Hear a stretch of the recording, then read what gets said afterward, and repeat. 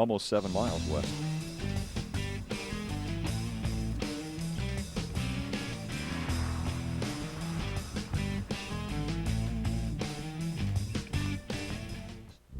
Indianapolis, Indiana. Paved with over 3.2 million bricks in 1909. This place has seen some of the best racing ever. Jeff Gordon wins the Brickyard. And this weekend, it plays host to the NASCAR Nextel Cup Series. You win this week, you count your blessings. Now just down the road, Indianapolis Raceway Park. No bricks involved. It's tight, side-by-side short track racing that has NASCAR Craftsman Truck Series written all over it. Jeff Chapman will win the Power Sport Diesel 200. Back to the roots of racing. And back to a few guys that help make NASCAR what it is.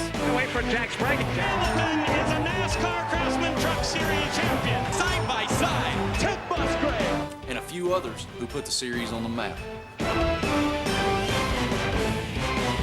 So tonight, NASCAR weekend begins. Stay door to door. Bumping and banging, old school racing at Indy. That's the NASCAR Craftsman Truck Series. So let the games begin. Power Stroke Diesel 200 is next.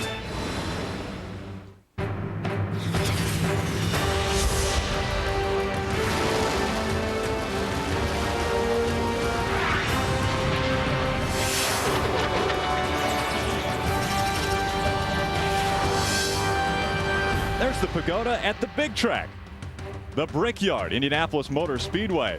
We're about 7 miles west of there at Indianapolis Raceway Park. Speed Channel's coverage of the NASCAR Craftsman Truck Series pre-race show is presented by Craftsman. A beautiful evening for racing. It has rained most of the day, but the temperature now 77 degrees. We look at the Ford top 10 point standings. Dennis Setzer with a 158-point lead over Ted Musgrave. One name you don't see on that list, our most recent winner, Brandon Witt. 2 weeks ago at Memphis on a green-white checkered restart, it's Ron Hornaday in front of Brandon Witt, his first ever green-white checkered performance, starting in second place. Jimmy Spencer on the last lap gets spun around in turns 3 and 4. Smoke fills the air. Ron Hornaday's not sure if there's someone on the other side. Brandon Witt drives right by and claims his first ever NASCAR Craftsman Truck Series win. Ron Hornaday backs across the line in 21st. $18,000 Brandon Witt won for his team, and he's standing by with Wendy Venerini. He's only one of 2 drivers under 30 to win this season. Young Brandon Witt, he's only 22 years old in a shocking finish, but yet deserving, Brandon. It's been a wild week for you. We had the week off. Did your win sink in, and how was your week of enjoyment? No, it was great. You know, the win finally sank in, and you know it's a dream come true. But you know that didn't last long. We had to go to Nashville on Tuesday and Wednesday following that race, so we were right back at it the following week. And you know we had to get ready to come here to IRP, and hopefully we'll be able to get our McMillan Homes Tundra up in the top 5 again and put ourselves in position to win tonight. Brandon Witt will have a long night. He starts 21st tonight. Now the man on the raw end of the deal 2 weeks ago at Memphis was Ron Hornaday. Ron Hornaday has more wins in the NASCAR Craftsman Truck Series than any other driver. At Atlanta earlier this year, it was victory number 27. But at Mansfield, a jumped restart brought the Goodwrench Chevy back to pit road. At Dover, the problem was missing lug nuts, giving up the lead for Hornaday. At Texas, they couldn't get the fuel in the truck. And last week at Memphis, a botched turn number 4 took away another victory for this team. Hornaday is now 248 points out of the lead and a long way from his 3rd championship. And folks, if you assume that Ron Hornaday would have won all 4 of those races like many of us do, if you do the math, it would add up that he would now be 2nd in points, just 68 points out. Ron, we take a look at some of those miscues from out this season. We're on the truck now, and this is pretty wild. What has this team learned from the few mistakes that you've made, and how does it made you better? Well, Wally and myself done this a long time. I mean, you learn by your mistakes, but you can't help it. It's just luck, and this is racing. I mean, I won a lot of races, green-white checker, and I lost one last week. But no, this team's tough. Kevin and Delaney's put a great truck together, great team, and everything else. And we just do what we got to do. I mean, we just got to keep going on. We still an opportunity to get these points, and got a good backer with Chevrolet and GM Goodwrench, so we'll see what we got to do. Okay, and we got a little bit of bad news this week as Hornaday and the crew found out that Goodwrench will not be back with this team next year. Bob?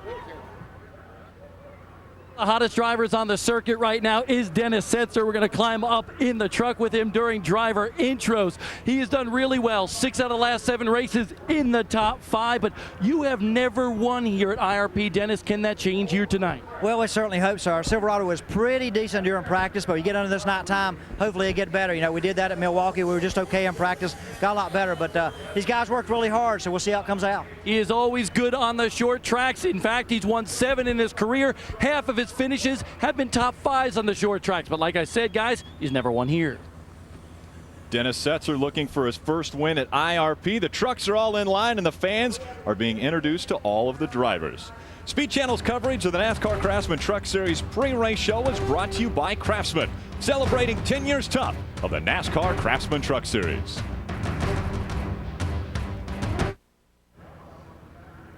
Welcome back to the NCTS 200 at IRP, presented on Speed Channel by Kawasaki. Ray Dunlap caught up with Ted Musgrave to talk about hobbies, his beginning in racing, and Cup Series in this week's edition of Tailgate Talk. Well, this is really a tailgate talk with Ted Musgrave. Now, you're a truck driver, but you're a car collector. How did that get started? Well, I had to have something to do, you know. I go to the junkyards to find out something out there and drag it home and restore it, you know, and that's kind of like my pastime. It takes a long time to become a veteran in racing. You've certainly accomplished that. Tell me about your early days and how this all got started. It all started way back when I was very young. My dad was a USAC racer and ran a lot around, you know, the United States and Ohio, Riverside, California, all around. You know, it kind of started back at home. You know, this guy's had a lot of success in Nextel Cup. Second place finishes, but never a win. Does that bother you? You know, you could think about it, say, hey, you know, you never won in a Wins Cup event, but yeah, but I've been there. I've got poles, I've had track records, and you know, I've got a lot of good finishes. So, you know, that's far beyond. That's a long time ago. Right now, I'm filling up the trophy case with Truck Series wins. Ted Musgrave claims the Milwaukee 200. Is your winner tonight in Richmond. Ted Musgrave's not so excellent adventure at IRP has never finished higher than what he started. And right now, Bobby Dillner's caught up with Ted Musgrave. That's right, and he's trying to break that streak here tonight as we're still on top of the truck with Dennis Setzer and Teddy Musgrave as the truck comes to a stop here. I have to use you, but what about this? This has been a difficult track for you. Can you turn things around here tonight, Teddy? If I turn everybody else around. No, the truck's not really that good right now, but we made some changes. Hopefully it'll be a little bit better. But I'm just looking, if I can get a top 5, even a top 10, I think I'm going to take that because, like I say, right now it's not too good, but you never know. Surprises can happen. And on a bump and grind track, folks, key position is track position, and Teddy Musgrave's got it starting second here tonight. Well, whenever you take a look at all the races that we've run here at IRP, you know, qualifying has been a very important part of it. As a matter of fact, no driver has ever won from any further back than starting 5th. Of course, Carl Edwards did it from 5th here just a couple of years ago. And Bobby Hamilton is standing by here with me, and you get to start 3rd tonight. But tell us a little bit about the strategy of tonight's race. How are you going to approach it? Keep the fenders on it. I mean, you got to have yourself in a decent position at the end of this thing to be even, you know, to be in contention to win it. And you need to be in the top 5 with 30, 40 laps to go, or you usually don't have a shot. 1 pit stop or 2 tonight? Well, it just depends on what guys stop early or whatever. You judge off of that. You know, it could very well be done the way Goodyear has the tires these days. It could very well be done off of 1 stop. Okay, good luck tonight. He will roll the Bailey's Dodge off 3rd. Wendy? David Rudiman comes off his career best finish of 2nd in Memphis. David, you start 8th tonight due to points. How's your truck, and what's going to be the key to get around this place tonight? We're okay. I mean, I don't know about as far as the key to getting around here. I sure haven't got this place figured out yet. But our NTN bearing Toyota Tundra's pretty good. I mean, we just hopefully Jason Overstreet and those guys made some changes before the race here. Hopefully they're the right ones. All right, good luck tonight. Let's head trackside for the invocation. Ladies and gentlemen, the time is now. If you would please rise, gentlemen, remove your hats to deliver our invocation, a good friend of Indianapolis Raceway Park, Mr. Tim Spillman. Can we all pray? Father God, once again, we thank you for the opportunity of being here this evening. We thank you for all your blessings and all of your love that you bestow upon each and every one of us. We thank you for Ron Anderson, and we ask that you would continue to bless all of his staff and everything that would go on here at Indianapolis Raceway Park. We thank you for all the sponsors that come along, Lord, to make all of this possible. And now, Father, we ask that you would bless and keep safe this entire weekend of racing, all of our drivers, crews, and officials. And we thank you in our Lord's name we pray. Amen. And ladies and gentlemen, please remain standing. From Newark, Ohio, country music star, it's Shauna Quarter to sing our nation's national anthem. Oh, say can you see by the dawn's early light what so proudly we hailed at twilight's last gleam, whose broad stripes and bright stars through the perilous fight o'er the ramparts we watched were so gallantly streamed, and the rocket's red glare, the bombs bursting in air, gave proof through the night that our flag was still there.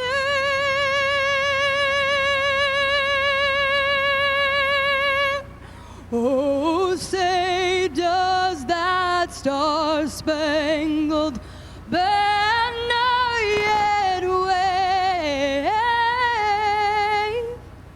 o'er the land of the free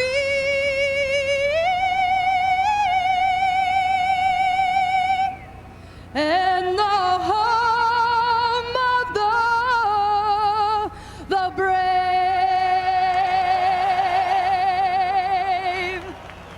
Stands continue to fill up at Indianapolis Raceway Park as they're about to go 100 miles per hour on a short track.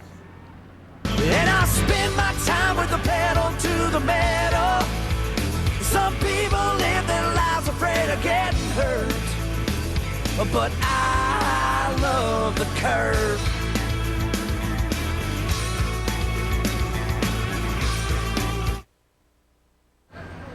Back under the lights just west of Indianapolis, Indiana at Clermont, Indiana for our 15th race of the season.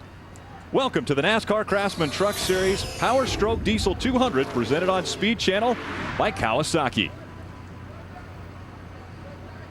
Hello everyone, I'm Rick Allen alongside of Phil Parsons, and back in the booth is Michael Waltrip. Now today didn't go quite as planned, Phil. We were supposed to have practice, but it rained from about 9:15 this morning until almost 3 o'clock, and so they only got a very limited time on the track. Rick, these drivers were expecting about 2.5 hours of practice. They only got 1 hour of practice. That's really going to be an advantage for people like Ron Hornaday, Jack Sprague, Bobby Hamilton, the guys with the experience. This is a very, very difficult racetrack to get a hold of. David Aruden, we heard a few moments ago, he was here last year. He said he hasn't figured this racetrack out yet, so it's extremely difficult. They're only going to get 1 or 2 chances to work in these trucks with pit stops, so they better be pretty close when they start this race. Experience being the key. Michael, you've had experience winning at this track. Yeah, but what you have to do, Rick, here, we talk about at Daytona and Talladega how important it is to be mentally tough. You race so close together. It's no different at the little short track here at IRP, because you can get down underneath the guy getting in the corner. He doesn't cut you any slack. You're liable to wreck your truck. We talked earlier about keeping your fenders on the truck. That's very important, and it's going to be very easy to knock them off. So these guys can't put themselves in a position like I did a year ago here and wreck their truck early in the going. Well, it was a short race for you last year, too, but I'm sure you would have preferred it to have been like your Busch win. Yeah, that was a lot of fun. When was that? Was that in this era? I'm not sure. I believe it was. Let's take a look at our Kawasaki track description. You see there's a very relatively flat racetrack. The banking is actually progressive, so it's higher in the corner. You got more banking in the corners. That's why you run really right around the top of the racetrack here. It's awfully hard to make a truck work on the bottom. But you'll see a guy get it hooked up down there, Phil. A guy that can dive to the bottom and pull beside another driver and then race off the turn side by side can beat them into the next turn. But, man, it's hard work to get the truck sticking down low like that and complete a pass. Like you said, the main groove is right up against the wall.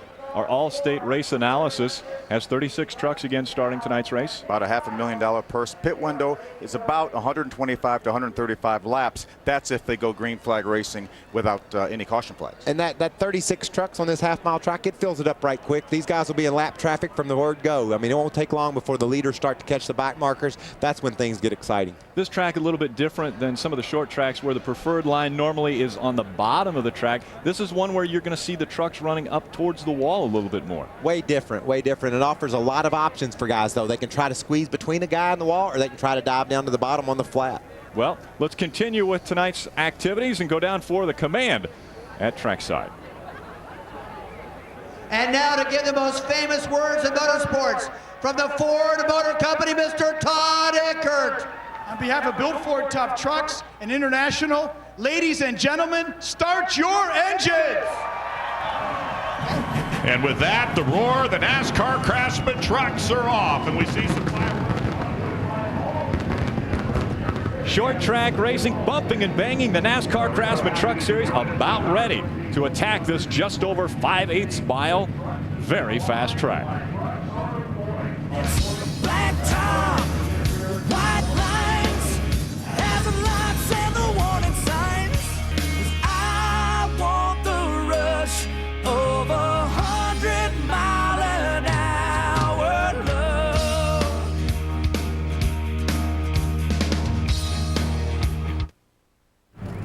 The NCTS 200 at IRP presented on Speed Channel by Kawasaki. The leading edge of power, performance, exhilaration.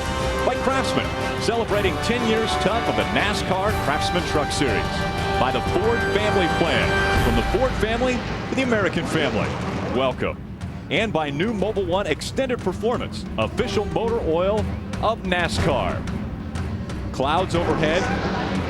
The lights on for our second short track race in a row under the lights. And we're about to line these up. What's the starting grid setup?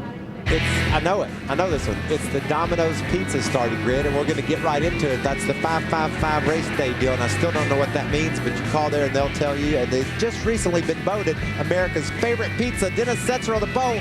Ted Musgrave beside him. John Andretti starting fourth because the owner points on that truck.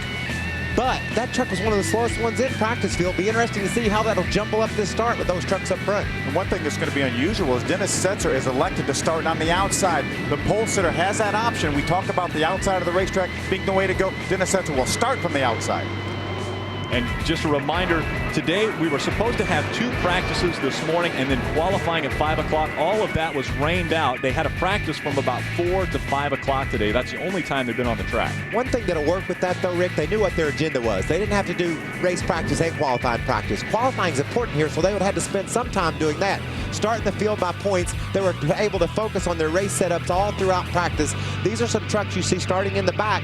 We don't know what kind of trucks these guys have. They might have been really good in practice and will need to race to the front because of getting a bad starting spot due to points. The trucks that had to go home because of not being able to attempt qualifying: Clay Rogers, Frank Wilson Jr., Bobby Eaves, Johnny Sauter, a big name that wasn't able to make this field, Michael Falk, and Casey Kingsland. Really too bad for Johnny Sauter. Had such a great truck here last year. Finished second to Chad Chaffin. Unfortunately, because of the rain out in qualifying, will not be able to start this race. There's probably a lot of people glad he ain't out there. As tough as he was a year ago, you know, he was gonna lay a whooping on him. There's our buddy Schrader in his little hot rod truck. Federated Auto Parts Chevrolet starts 36. We're right along with him, as well as Todd Bodine in the 30. He'll start 15. Winner at Kansas City earlier this year, a few races ago. Man, I like being able to peer right inside the cockpit there and see what those guys are up to. You know, Sprague's ready. Everybody talking in the garage area and down on pit road that he's got a really fast truck. David Starr got his first top 5 finish on a short track in his Craftsman Truck Series career in his 39th start. He was really excited. Absolutely. Look at him. He's waving at us. There's Terry Cook in the Power Stroke Diesel hot rod. That's a Ford. Spencer's in a Dodge. There he is. Look at there. You can see right in his eyeballs.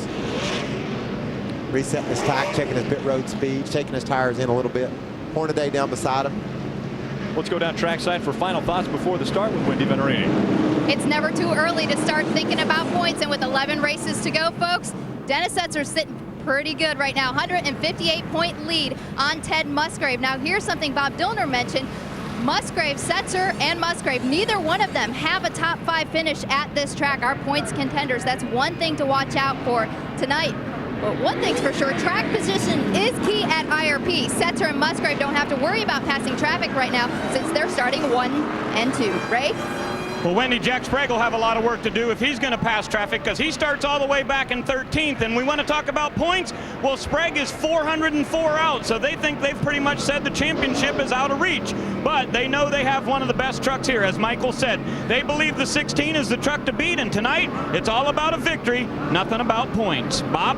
Hey, everybody at home, one truck I want you to keep an eye on tonight is Tracy Hines, number 13. He may be way down to the points race, but this is his home track. He's won 12 times here in USAC competition. He was 5th last night in the Silver Crown car, and he was 8th in the only practice session here today. Tracy told me he has a very consistent truck on the long haul, and that's good news here at IRP.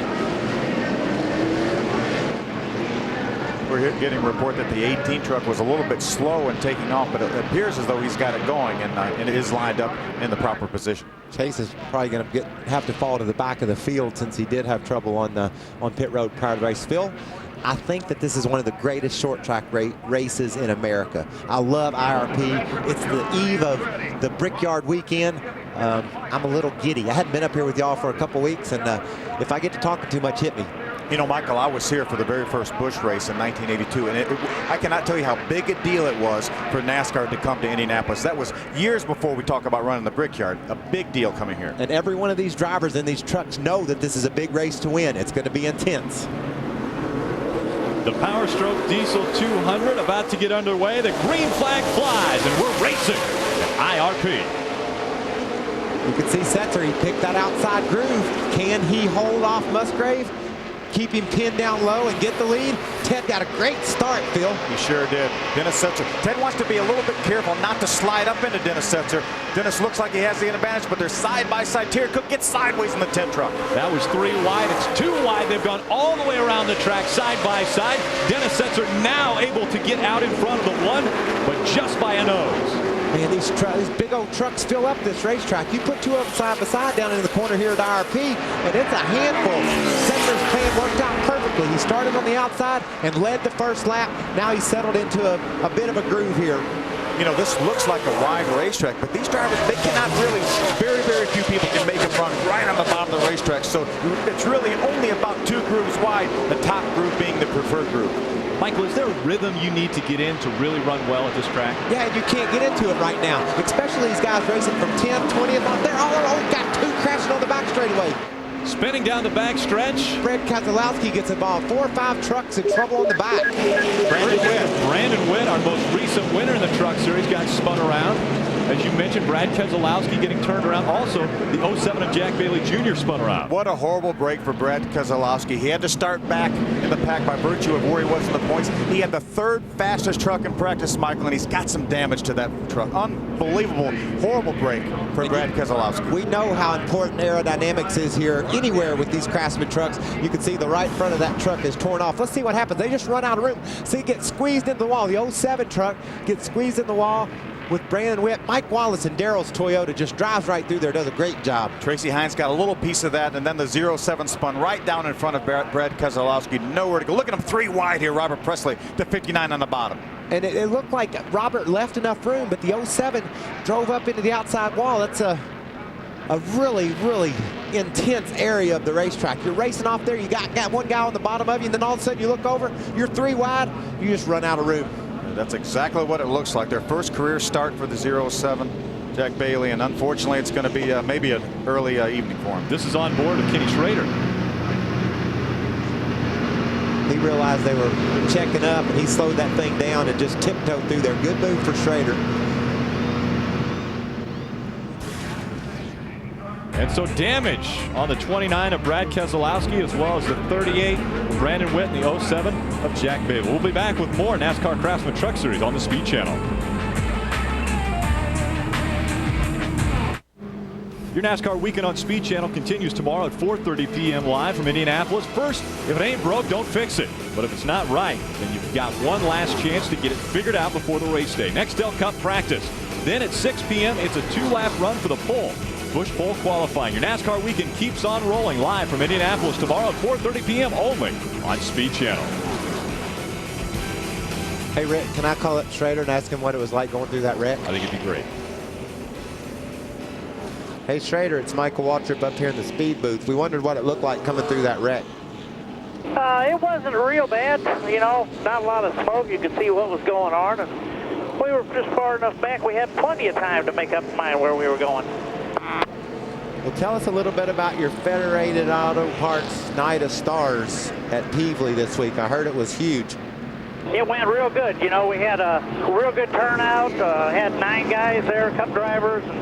Martin Truex and Kenny Wallace put on a heck of a good race, and we had one yellow flag during the race, and our guest flagman, Dale Jr., probably the quickest I ever saw a yellow flag put out. He did a phenomenal job of flagging that race. All right, we had a mix up here on pit road, so we're going to get on to that. But Ray Dunlop, I'm coming to you. Go ahead. Well, thank you, Michael. Brandon Witt just came in, our winner at Memphis, and he said that one of the biggest problems was he felt like the sheet metal was rolled in on that right front. So they went ahead and got that pulled back off.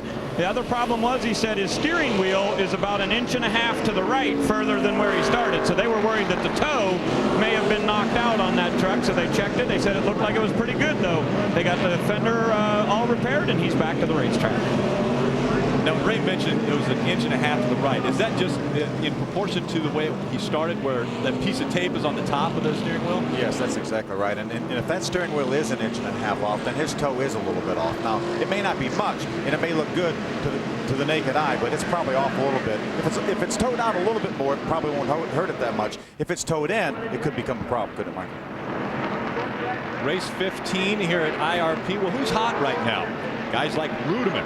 His average finish the last 3 races, 2.7. Very hot for him. But the guys who are struggling right now are Craven, Hornaday, and Hamilton. All these guys are in the top 7 with the exception of Brandon Witt. Brandon Witt's awful hot with his most recent win. That was impressive, that whole Memphis deal for Brandon Witt. Laying in there, sitting on the pole, and being fast all night long, but burning up. He was burning to death. It was hot in his truck, and the only medicine for a hot truck is a fast truck, and he was able to fight through it because his truck was so good. We had a red flag late in that race, and they said he was just about to pass out. He was so hot in that truck, and NASCAR instituted a new rule for that weekend that whenever they have a red flag, they were going to make sure the drivers were hydrated. They were going to give them water. Either the crew was going to give them water, or NASCAR themselves were going to give them water. That probably allowed him to get to the end of that race and win that thing. We were talking about the 38 of Brandon Witt. He's back in the pits. Ray, what's happening? Well, I'll tell you what, Rick, as I look in the window here of Brandon's truck, his steering wheel is actually to the right almost 3 inches from where the tape was up on center. So that has really made a pretty big adjustment. Now they're going to work on the toe on the right front there to try to adjust that back in to a better position. Now the biggest problem is we've been under yellow the whole time here, so he doesn't know how this truck is going to react when he goes back to full throttle. So they're going to try to make an adjustment for him. They got to go to it quickly here, though, so they don't get trapped and a lap down on pit road. So that team getting Brandon Witt back out in front of the pace truck so he can stay on the lead lap.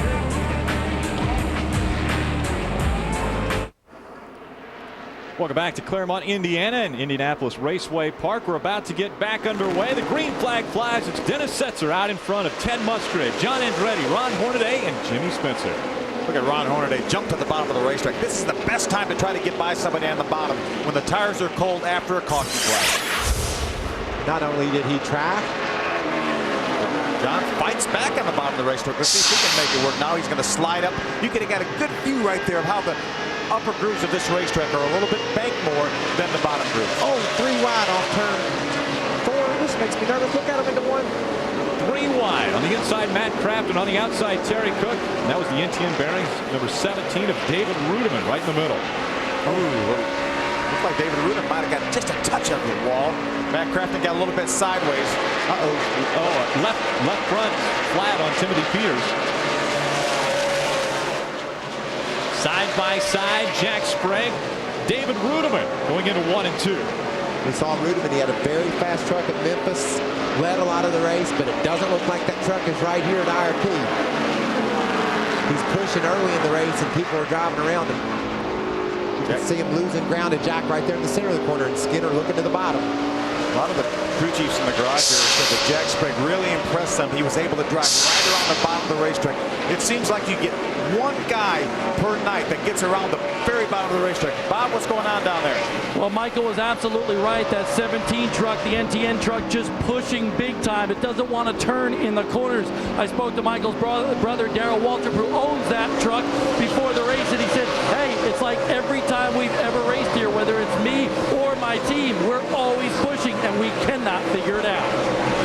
There's a battle for second. Ted Musgrave on the outside. Ron Hornaday on the inside tried to make the move, wasn't able to make the pass, but he stays on the inside of the track. That just shows how hard it is to try to make that bottom pass work. You see Ron Hornaday's truck's turning extremely well in the center of the corner, but he can't put the power down to get by Ted Musgrave. There's Timothy Peters coming off of pit road right now. Andretti got into the wall up in the middle of 1 and 2, Rick. This is the problem of what took place with Timothy Peters. You see the sparks coming out there as he blew the left front tire. Did a great job keeping it out of the wall. You see Bill Luster trying to work his way by Timothy Peters. Smoke coming out of John Andretti. Oh, and he's got a right front flat, it looks like. He's made some contact with the wall. You see damage to the front end and the rear of that truck. He got into the turn 1 and 2 wall last time by there. And that just looks like a tire rub, maybe not a flat tire. Well, it's enough damage where he's going to have to come to pit road. That tire is rubbing and it will blow out. But he'll try to milk it as long as he can. But he's done a lot of damage to that truck. 3 veterans right here in a row. Ted Musgrave out in front of Ron Hornaday and Jimmy Spencer. Also back there looking in 5th position, the 04 Bobby Hamilton. Ted Musgrave out in front of this pack. Wendy, how's Ted doing? Just like all the other drivers are complaining on pit road right now, Ted Musgrave is tight. He was complaining to me during practice. He said this truck is not responding the way it did during our test session earlier last month. So they were a little bit confused during the practice session, but they did loosen the truck up right before the race, hoping that the track would come to Ted Musgrave later on tonight. Yeah, Wendy, I talked to crew chief Gene Neat. He said, I really don't know what the problem is. We came here just like we tested. We had a great test, and the truck didn't act anything like it did during the test. He said, I really don't know what to do to this thing. One driver who's checking out right now in the rest of the field is Dennis Setzer out in front, over a 2.5 seconds. Wow, it's fun to watch. It's fun to watch these guys pick out lanes, Phil. Johnny drove around the outside of John Andretti, and I bet you John Andretti thought he was on the high side. But Johnny was able to wedge himself between Andretti and the wall. He is making a good run in this truck early in the going, driving around a lot of trucks. You know, we heard David Rudem in the 17 complaining of pushing. We heard the one of Ted Musgrave complaining about pushing. Michael, this is one racetrack that you can count on to get tighter as the night wears on. I was talking to Jeff White with Bobby Hamilton, the team engineer, who was acting as crew chief because Bobby Hamilton's trying to make the cup race over at the Brickyard. And he said, you need, every pit stop, you need to loosen these things up, even if you don't think they need to. You got to loosen them up. Trouble, John, is that John Andretti? John Andretti into the wall in turns 3 and 4. Phil, I was trying to get out here. That tire's going to blow. It just kept rubbing and kept rubbing, and eventually the thing went down and he hit the outside wall again. You see a lot of damage, a lot more damage than he had from the earlier contact with the outside wall. Yeah. Such a great run in this truck. He's driven it a couple times, top 10 finishes both times.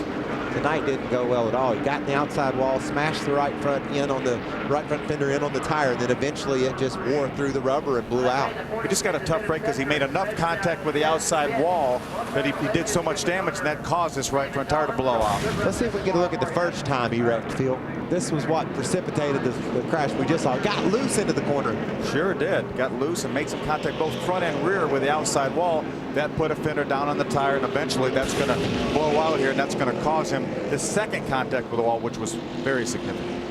Yeah, that truck's narrowed up. Look at that. Look how much of the right front's gone.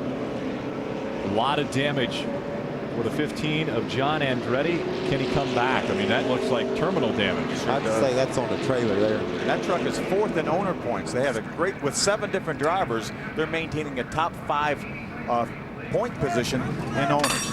They're certainly looking at it like they're going to try to get it back out, Phil, just because of what you just said. They want to keep that thing in the top 5 in owners points.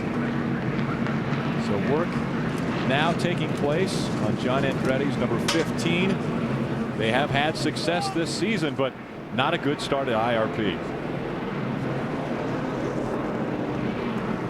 Dennis Setzer's led all 24 laps At IRP, Ted Musgrave holding on to second. Ron Hornaday, Jimmy Spencer, and Bobby Hamilton now round out our top 5. We continue with more truck racing after this. In celebration of the 10th anniversary of the Truck Series, we present the toughest NASCAR Craftsman Truck Series moments, made possible by Craftsman, the official tools of NASCAR. Moment 11 celebrates the championship of Greg Biffle in 2000. Driving the number 50 Granger Ford, Biffle went to victory lane 5 times en route to the points championship. More significantly was the fact that this was the first NASCAR championship for owner Jack Roush. Biffle has since gone on to win the Busch Series championship and put himself in position to become the first driver to win championships in all 3 of NASCAR's top 3 series. Trucks are in line. Dennis Setzer out in front as we go back to racing.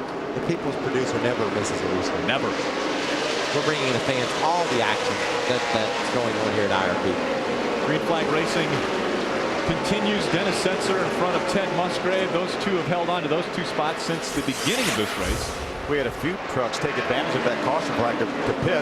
Tracy Hines was one of them. Chad Chaffin, last year's winner, was another one of the trucks that pitted on that caution flag. That Tracy Hines has a fast truck. He was marching up through the field, had a little bit of damage on his right front. I don't know if it was a strategy move for him to pit at that point in time to try to stay out later on, Phil, or if it was to repair a little bit of that damage. We saw him get a little piece of that earlier incident when Jack Bailey bounced off the outside wall. Boy, it's fun to watch a race here. I'm glad people are tuned into speed, but if you're ever going to go to a short track race, this is the one to come and see. These trucks are all over each other and filling up this whole track. This is a race for second. Ron Hornaday again trying inside line on Ted Musgrave. That's going to be a power move. He can pull that off. We heard Ted talk before the race. He didn't think his truck was that good. He's running second. He's got good track position.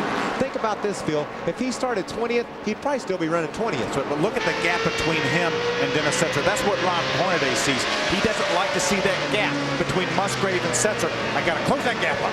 We're riding along in Team ASC Dodge with Jimmy Spencer, but did you see how low Ron Hornaday just went coming out of that corner? He's trying anything right now. That's right. And the gap is his friend, Phil. He knows that when he dives down underneath that, oh, we got to spin. Hamilton gets sideways. Everybody checks up behind him. He bumps the wall, slows down.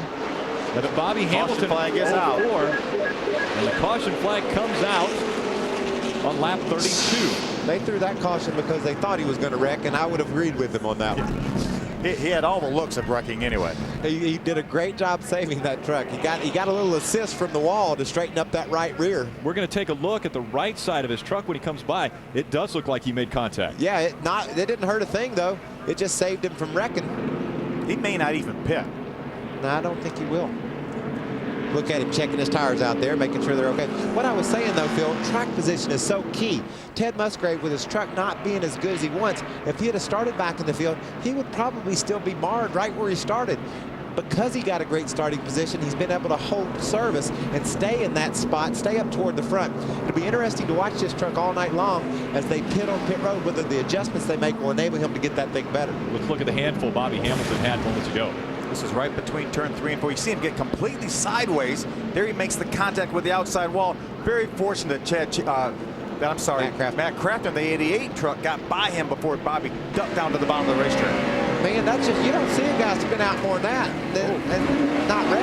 As you mentioned, the outside wall saved him. That straightened his truck out. Had it not, if the racetrack was 10 feet wider, he spins that truck out. Right, he does, right in the front of the field. Bob, what's he say about all that? Well, he said the truck was actually a little bit tight and he was going to make some adjustments. But the funny thing, Michael, is he said to the crew, hey, guys, I was just trying something out, and evidently it didn't work. I like it when you own your truck. You can say stuff like that. If you're not the owner, you might keep that to yourself, or they'll say, yeah, we could fire you and try somebody else too, dude. You got to keep that thing straight. That does know what he's doing. Ray, what do you got? Well, Michael, Phil made a mention that a few guys have been down pit road already, but we don't expect anyone to come down here in all earnest till about lap 60. That would be about the earliest they'd like to do it. The ultimate plan would be you'd come in at 60 and 120 if it worked out perfectly for you. You don't want to come to pit road any later than lap 120, though, because it's going to be so difficult to get your track position back. So that's the ultimate pit stop plan, 60 and 120. Wendy? Well, we see the Spears Manufacturing, sorry to jump in there, Wendy, but the Spears Manufacturing Chevrolet of But David Starr has come in, and they are underneath that truck. They're probably on the rear end. They're probably unhooking the rear sway bar, I would guess, Phil. That truck was loose with him, I would suspect, and maybe they're unhooking the rear, or the opposite. Everybody's pushing. They might be hooking up the rear sway bar. Yeah, I talked to Dave McCarty, crew chief, right before the race, and he said Dave Starr does not like a rear sway bar. They did not have one on there, so they could have either, as you mentioned, either hooked it up or maybe adjusting on the rear shocks. Wendy, what's happening with Dennis Setzer? Eric Phillips, his crew chief, and I were just speaking moments ago, and he was telling me that they're going to try and wait till lap 100. He originally told me 130 before the start of the race, but now our leader's crew chief is thinking around lap 100 for Dennis Setzer. Of course, he's tight like everyone else. He took a little bit of the front brake off just in case because he was a little bit tight. They are looking at track bar and air pressure adjustment on our leader's truck. That tells me that he's thinking about a one pit stop strategy. We heard Ray talk about somewhere around lap 60 and then lap 120. It sounds like Eric Phillips and Dennis Setzer are on the one pit stop strategy. Go about halfway and say, hey, it's all yours from here, babe. Well, Phil, we've proven time and time again we're not the best at predicting strategy. Richie Waters made us look like we had our heads up our rear end or something at Charlotte, but it can go either way. Either one of those strategies can win this race. It just depends on when the caution flag flies. You can have a one pit strategy, pit around lap 100 and win it, or you can get it twice and still win it. We'll have to see how it plays out. Well, the Craftsman's always on the cutting edge of technology when it comes to tools. Tonight we want to spotlight another important piece of equipment the Craftsman makes available to all of us in the Craftsman You know, the tool race teams use a corded drill down here in the garage all day long. But Craftsman's added a neat new feature to this one. See this yellow button right here? Well, when I push that button and turn it on, you'll notice now I have a vertical and a horizontal laser level to show me I'm getting just the right spot. If I want to have a hole that's exactly like where that rivet is, I just use my laser level and that'll tell me. Now, one of the nice features is, of course, this thing has a keyless chuck. So it's real easy to tighten up your drill bit and real easy to take one out also. Now, there's also a level back here on the back. So if I were getting ready to put deck screws in all day long, all I've got to do is look down, and when my dot's in the center, I know that I'm going in just the right way. The great thing about this is whether you're working on a race truck or whether you're hanging pictures at home, you know when you're doing your work, it'll always be straight. Dennis Setzer's been straight all day and night out in front of this field. We heard Wendy tell us that he took a little front brake off. That will actually make his truck a little bit looser. It will help it rotate in the corner. He's fighting that little bit of a tight condition. That's why he will remove some of his front brake. These drivers can adjust their brake bias from front to rear inside the trucks. And we're hearing NASCAR is going to penalize a 75 possibly for speeding on pit road. Ron Hornaday continues to try to figure out a way by Ted Musgrave. He looks like he's got a very, very good truck, but it's so difficult to try to pass somebody on the bottom of the racetrack. This is a battle for second, and it's been going on for, well, about 38 laps. Oh, it looks like that one truck's just very tight off the turns, and Ron is working the bottom. He's got him a little bit of gap there between he and Spencer, so he's going to roll the dice here, try to dive up under him. Dennis Setzer is running the best lap times almost each and every time around this racetrack. Obviously, he has clean racetrack. You see Ron Hornaday again pull beside Ted Musgrave. How much is this affecting Ron Hornaday's tires running on the inside of the track, trying to get by Ted Musgrave every lap? I don't think it hurts a thing. If your truck's handling good enough to do that, you're not abusing the tires near as much as Musgrave is pushing his front end off the turn. Ron's got a good truck. He's just aiming it where he wants to go. The thing isn't skating the front tires. That's why he's able to cut so low, whereas Musgrave is pushing off the turn and hurting his tires worse. I don't think Ted Musgrave wants to allow Ron Hornaday to get by because he does not want to open the floodgates, because it looks like he's holding up a lot of these trucks. Got a great battle there. There's Jack Sprague, the 16 truck. He's currently in the 7th position. He took that over from Ricky Craven just a moment ago. So passing is allowed on this track. It's tough, though. I've just watched Eric Almirola. Darn it, I thought I was going to say that right. Did I say it right? Almirola, you were close. Well, he's got a fast truck, too. He's driving Randy Goss's truck.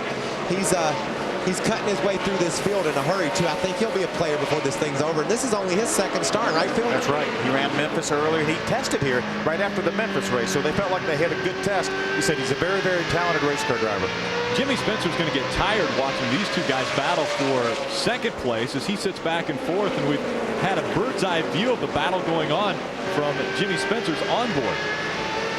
Well, it's, you know, the thing is, what you have to realize, Rick, is Jimmy's not good enough to get up there and put the pressure on Hornaday when Hornaday tries to dive under the one truck. So Hornaday's got it made right now. He can lay off the one truck here for a lap or two and then make another run on him, but yet the two truck can't get to him. There's the 47.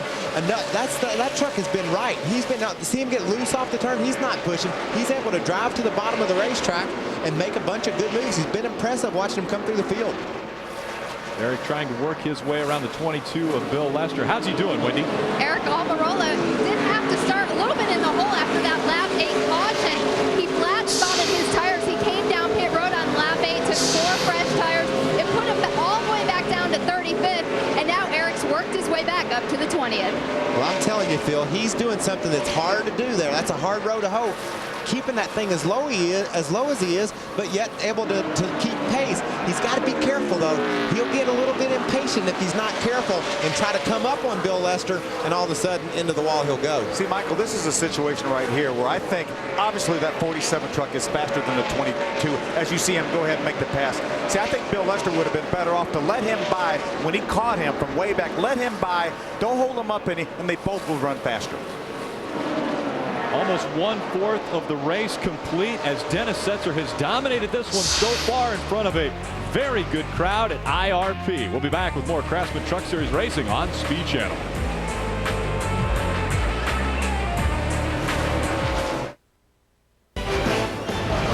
It's tight, side-by-side short track racing that has NASCAR Craftsman Truck Series written all over it. Will win the Power Stroke Diesel 200. Back to the roots of racing. And back to a few guys that help make NASCAR what it is. Wait for Jack Sprague. Hamilton is a NASCAR Craftsman Truck Series champion. Side by side, Ted Musgrave. And a few others who put the series on the map. Bumping and banging, old school racing at Indy. That's the NASCAR Craftsman Truck Series.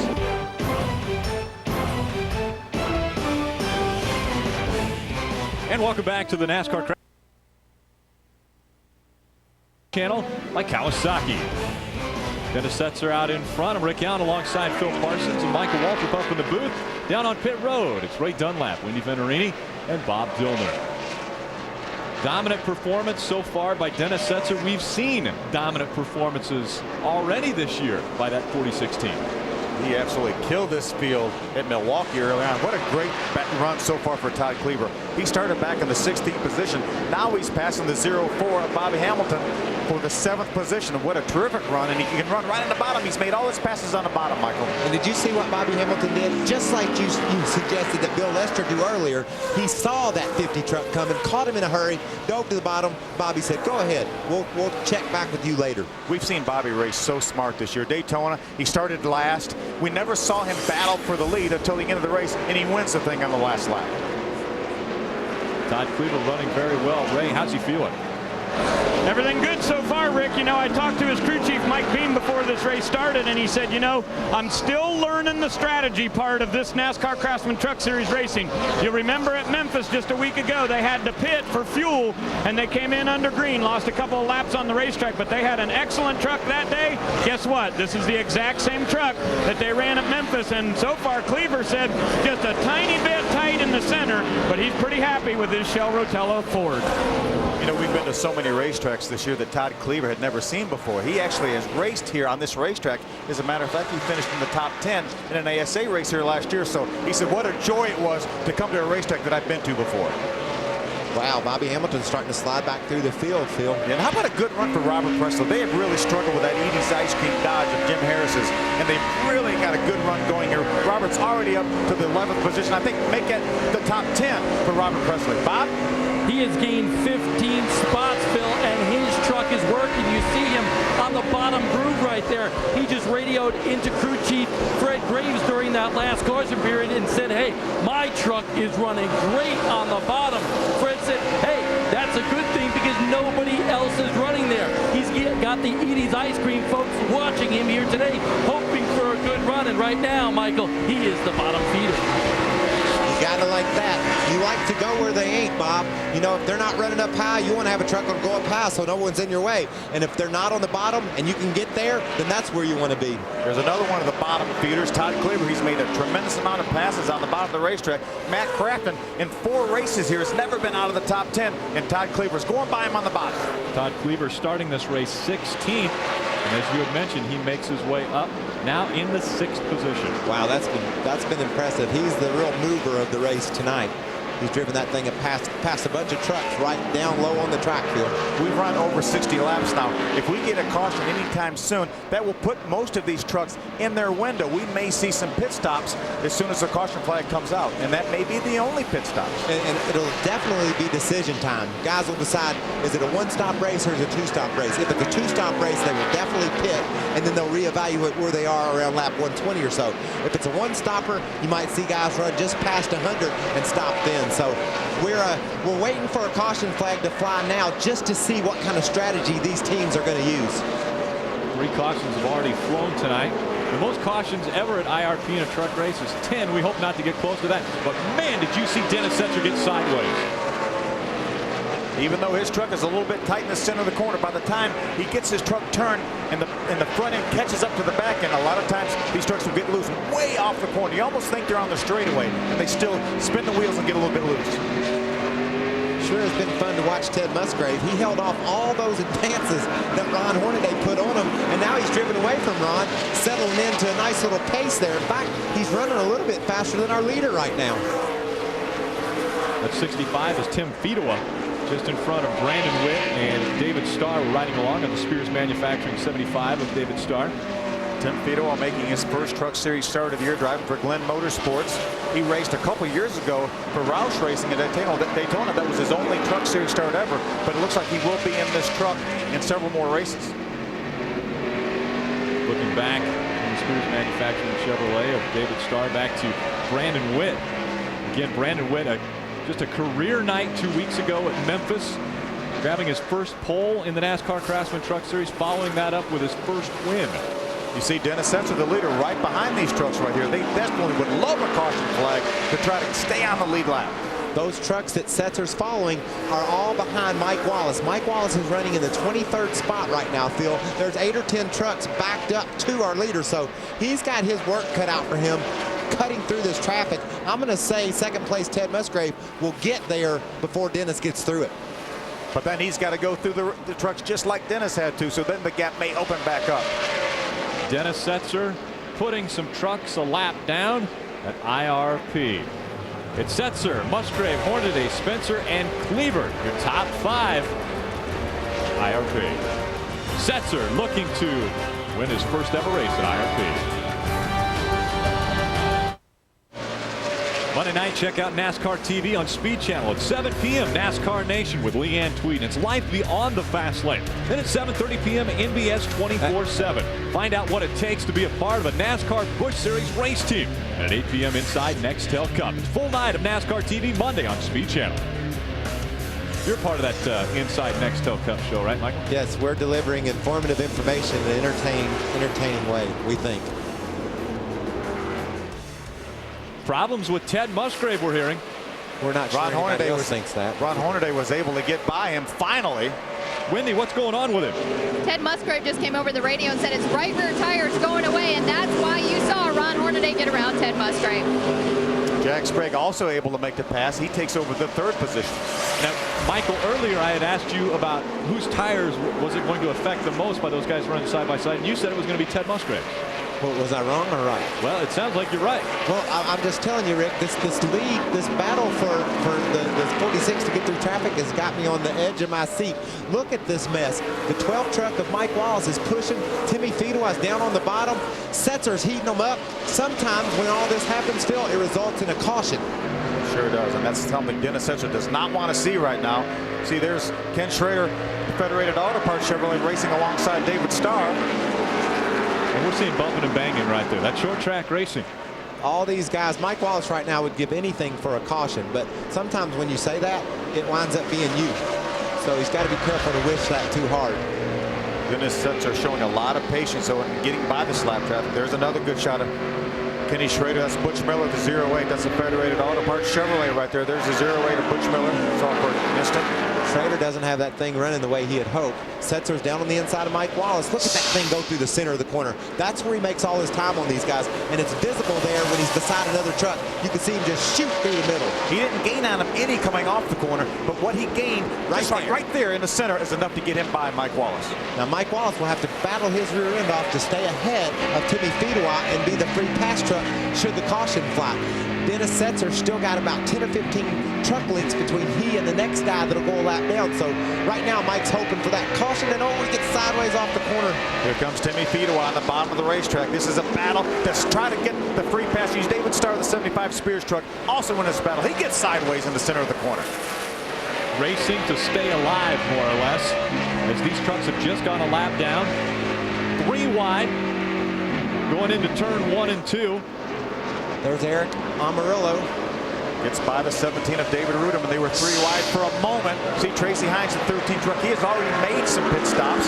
He's ready to race back into a top 20 position right now. Amarillo.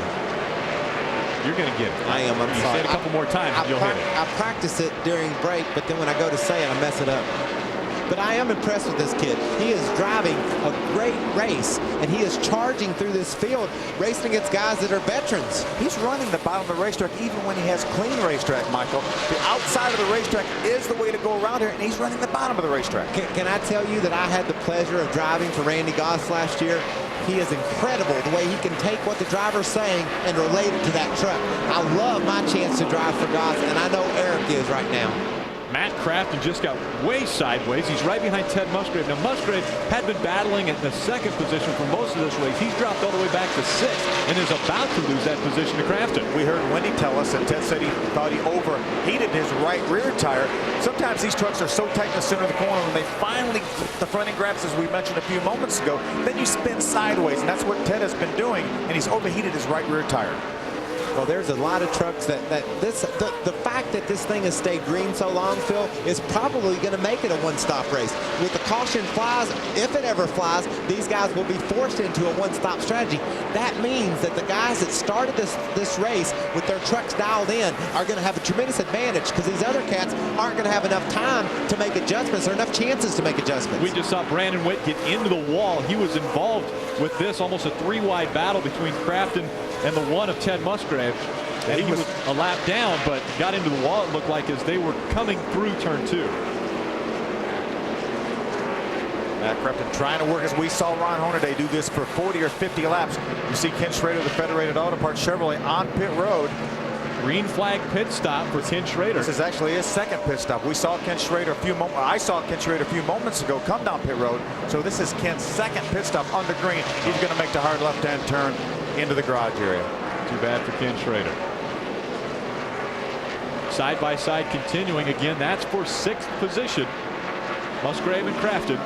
Michael, Rick, I think we've got the same situation here with Ted Musgrave that we were talking about earlier with Bill Lester. We saw Bobby Hamilton, when the faster truck came up to him, Todd Claver, he just let him go. Ted Musgrave seems like he's raced every single truck, every single lap around this racetrack. I'm not sure he wouldn't be better off to let Matt Crafton go by. Well, and you know what you do, Phil, a lot of times is you look in your mirror and you hope for a break. And he doesn't have a break right now because Brendan's right on him. Brendan has driven up to the 8th spot. He's having a good run. And then right behind Brendan, there is a bit of a gap. But then here comes Todd Cleaver. I mean, here come some of the other trucks that are closing in as well. Now, Phil, you say that he's been racing these trucks, but he's been holding, it looks like, the same line all the way around this track. And the other guys are having to do a different line to get by him. Right, he is running the preferred line, and he's not slowing his lap speed down that much because he is in the proper line, but he is slowing it down a little bit. It would be a little bit better if he had a little bit of room in him in the corner. He could enter a little bit lower if he didn't have somebody side by side, and he could pinch the corner off a little bit if he didn't have somebody on his inside. So Ted Musgrave has been battling a lot of trucks around this track. One guy who hasn't had to worry about the lead so far is Dennis Setzer. We'll be back to see if he can hold on to the top spot.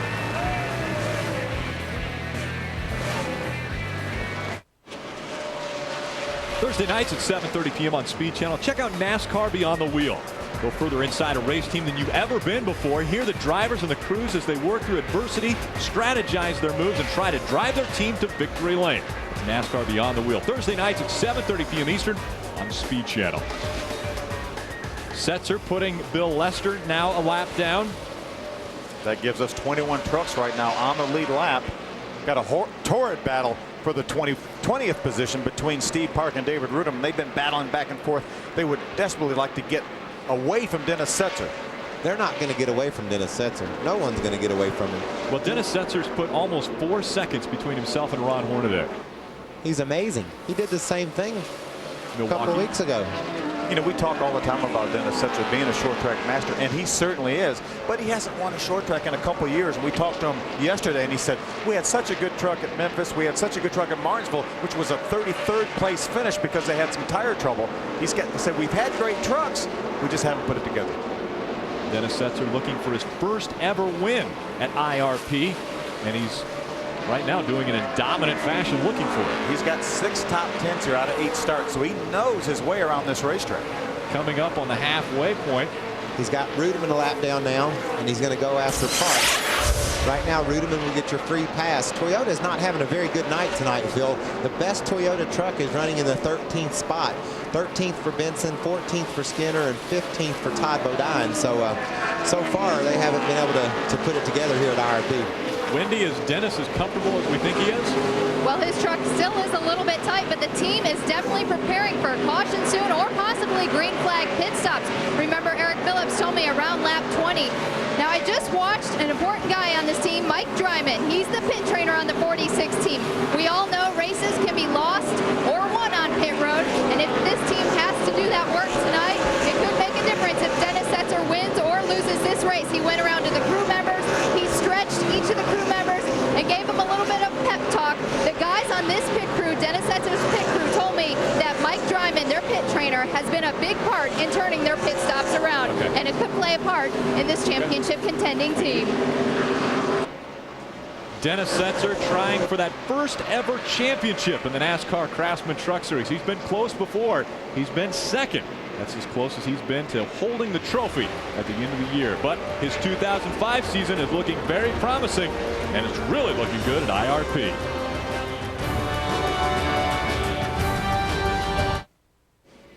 Let's take a closer look at the Premier Division of NASCAR in our Nextel Cup update. Points so far, Jimmy Johnson out in front. Tony Stewart closing the gap, though. See Dale Jarrett in 10th, 427 points behind. The important part is that he is in 10th right now. The top 10 are guaranteed a spot in the chase, but you have to be within 400 points if you're beyond 10th. We can learn a little bit more about the Nextel Cup Series on Sunday morning, 11 a.m. NASCAR this morning. Tune in to find out how everyone is prepared and ready for the All-State 400 at the Brickyard. Sunday, 11 a.m. Eastern, NASCAR this morning. Most recent winner, the 38 of Brandon Witt, just behind the 59 of Robert Presley. See, Robert turned right to the bottom of the racetrack. He's racing the 23 of Johnny Benson for the 12th position. Deborah Renshaw, the 8 truck, already being shown 2 laps down. Man, these guys are dreading, I would bet, a green flag pit stop. It's so tense, Phil. If you're the first guy to come to pit road, you're going to gain a tremendous advantage, over a second a lap on lap times, gaining time on the field. But if you make that move early and a lap later the caution flies, your night's over. It's done. We saw that at Memphis happen to Todd Clearer. He was one of the first trucks to hit pit road. He had one of the best trucks there. Unfortunately, the caution came out. He found himself 2 laps down. Gained them both back, but only finished 10th. Here's a battle we've seen many times before in the NASCAR Craftsman Truck Series. That's Ron Hornaday just in front of Jack Sprague. Both of these drivers, there's a Chevy Silverado Chevy truck of Jack Sprague, currently in 3rd position. He's a 2-time winner here. Ron Hornaday won a truck race and a Busch race here at IRP.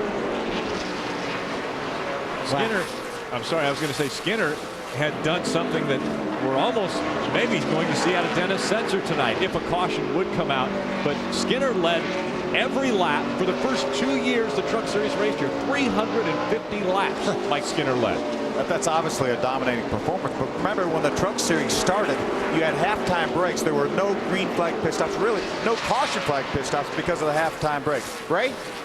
Well, you guys were talking about pit crews and how important they can be if we go green flag. It's very possible, and the guys down here in the 6th pit are getting themselves ready.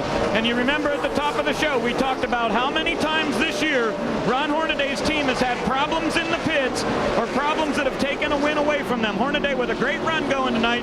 The pit crew is definitely getting ready. I talked to his crew chief, Wally Rogers. I said, I guess this forces us into a one-stop scenario, right? He said, absolutely. One pit stop tonight, and it's coming up here in about 15 laps. We just saw Ron Hornaday do something here that we've seen so many open wheel midgets and Silver Crown cars do, sprint cars. He did a slide job on the lap truck of Mike Skinner. He drove in the corner at the bottom of the racetrack, beat Skinner into the corner, then slid up in front of him, got back on the throttle, and away he went. There's a battle side by side for 10th.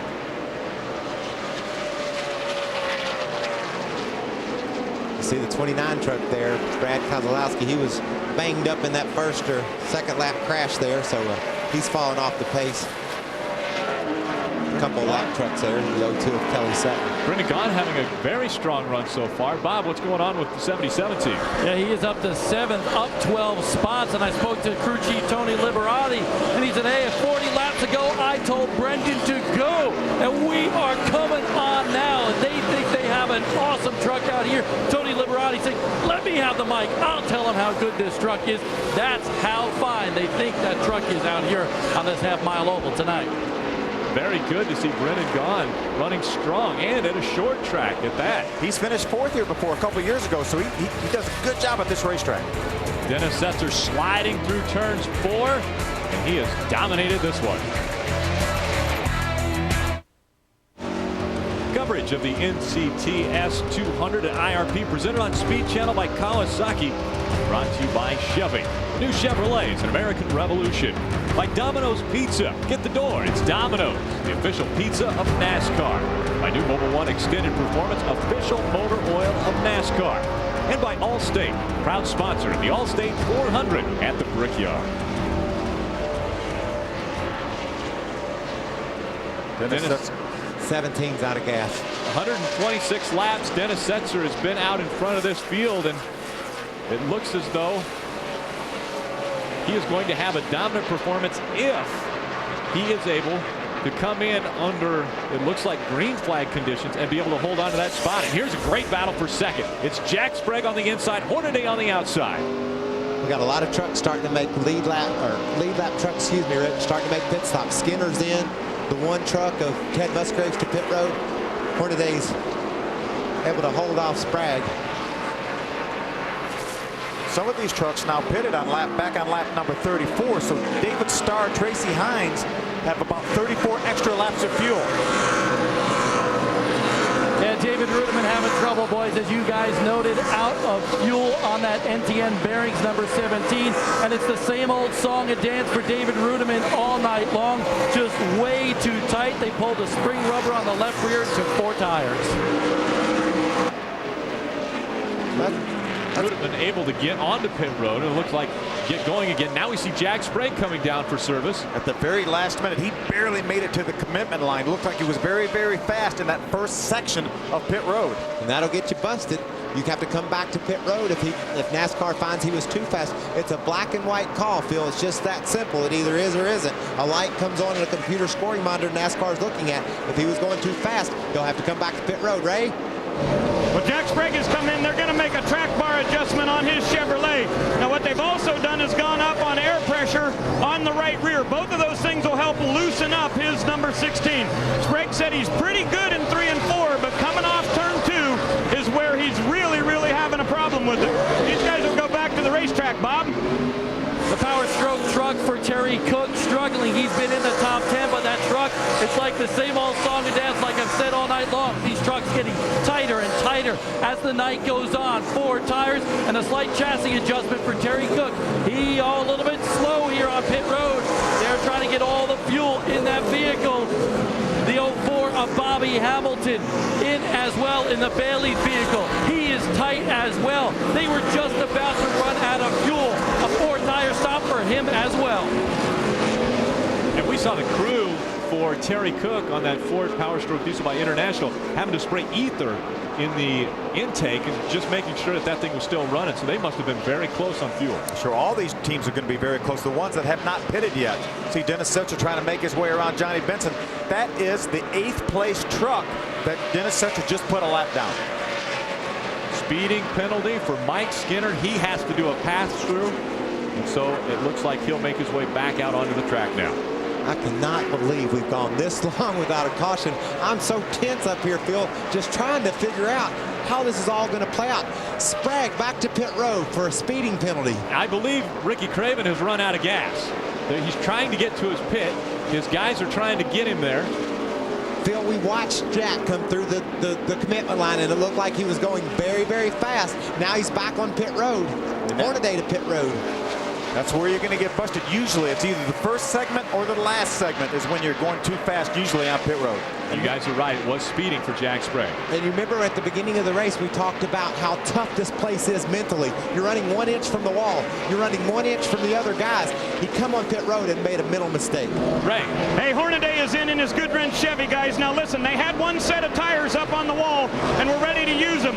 Crew Chief Wally Rogers made a last-second change and they said, let's put the other set on because it has a stiffer spring rate in the right rear. That'll help loosen him up on the number 6. Wendy? The 46 team is on the wall, and they're over as Dennis Setzer comes to a stop. The team was well aware of the speeding penalties by the other guys running up front. Everything seems pretty routine. They were only doing an air pressure adjustment. They did have the ether ready in case Dennis Setzer ran out of fuel, and they put on the left side tires. Good stop for the 46 team. Phil, this is when it's tense. You got guys on old tires running 24.5 seconds. You got guys on new tires running 23 flat. If the caution's ever going to fly, it's going to fly over the next 10 laps or so as all these lead lap trucks and these different trucks come to pit road. Sprague back to pit road again for another speeding penalty. 5 points being gained by the 77 of Brendan Gaughan as he is our leader right now, 3 wide. Robert Presley has fresher tires right now. He's going to try to take advantage of it. Ray.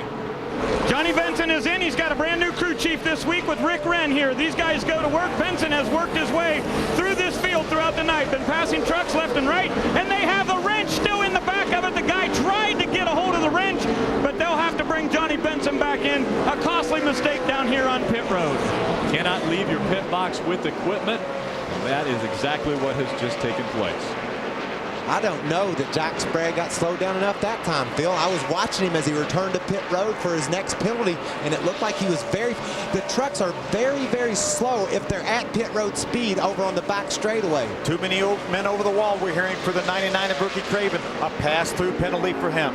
Mike Wallace looked like he had a tough time getting that Toyota Tundra of his down to pit road speed. We'll see if he gets a penalty.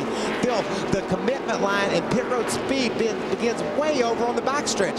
It looks like these guys are out of gas or have a problem when they actually get down to the right speed. Right at turn number 3 is where the commitment line is when they come onto pit road. Look at all those people. I guess they decided that was one too many. I can't count that high. I'm all to pieces up here trying to figure all this out. Brendan Gaughan looks as though he has run out of gas. He's coming down pit road now. He just got to the commitment line. You see him he locked the brakes up to try to get slowed down when he got to the commitment line. Bob? You're absolutely right. He came down the front stretch and said, Liberati, I'm out of gas. He said, bring it down pit road. They were trying to push it as far as they could go to try to catch a caution and get some of these cats a lap down. But here comes the 77 right in front of us, pulling that truck down. He's going to go laps down, and that is a tough break for Brendan Gaughan because he has moved up from the 19th starting spot into the top 3 and into the top spot out here at IRP. Having trouble right now. Rambo talking to him, trying to fire the truck out here. It is finally fired.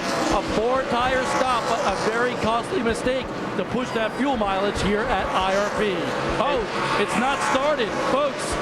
They're having trouble. They're spraying ether down there. It's fired once again, but man, tough break for Brendan Gaughan. There's his teammate right there, Steve Park. He is stalled right at the entrance. He's actually on pit road. You see him. He's trying to move the truck with a starter. He's completely out of fuel. He's just moving the truck forward with the starter. He needs to get that thing out of the way. He is into somebody's pit box now. And guess who's out in front now? Chad Chaffin, last year's winner of this race. And Phil, he's got some extra gas, so he can really throw a wrench into this plan because he's going to stay out there for another 20 laps. He's got some great trucks a lap down right now as he continues to lead this race. We saw David Ruderman run out of fuel way back on lap 127. Chad Chaffin has 25 extra laps of fuel because he pitted on lap 25. Mike Wallace, I didn't think that truck looked like he got it down to pit road speed when he came onto pit road. Here he is serving a penalty. Numerous mistakes under green flag pit conditions. And now Chad Chaffin out in front of this field. We'll see if he can hold off until maybe a caution comes out.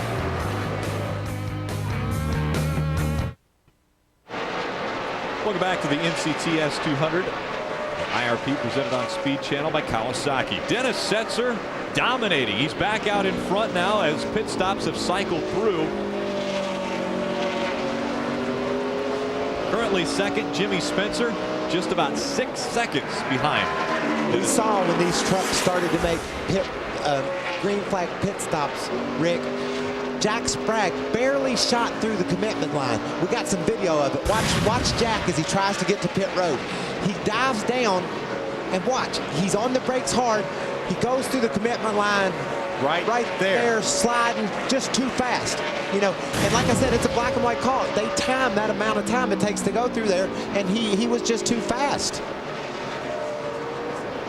Jack Sprague trying to get he got one of his laps back. He was being shown 2 laps down. Dennis Setzer, I'm sure, said he's 2 laps down. I'm not going to try to race him. He allowed him to get by him. Now Jack is 1 lap down. Dennis Setzer with a very comfortable cushion as we look back from the Chevy Silverado of Jack Sprague at that 46. Also Chevy Silverado of Dennis Setzer. Chad Chaffin was leading when we went away to commercial break. He made his way to pit road while we were away at break, so he gave up the lead.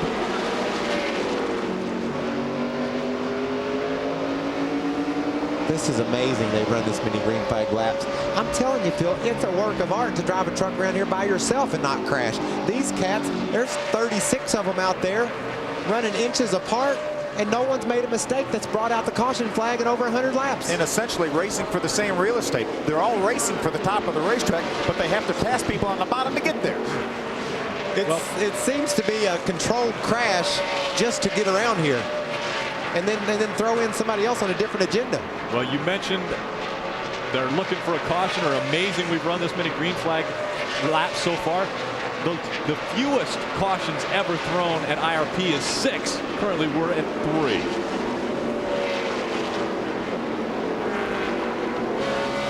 Wednesday night is about horsepower and custom rides on Speed Channel. At 7:30 p.m. Street Tuner Challenge. Then at 8 p.m. Nopi Tuner Vision. At 8:30 Pinks. Lose the race, lose your ride. And at 9 p.m. Unique Whips. Turning cars into one-of-a-kind works of art. Check it all out Wednesday night on Speed Channel. We'll continue with more racing. IRP. We come back.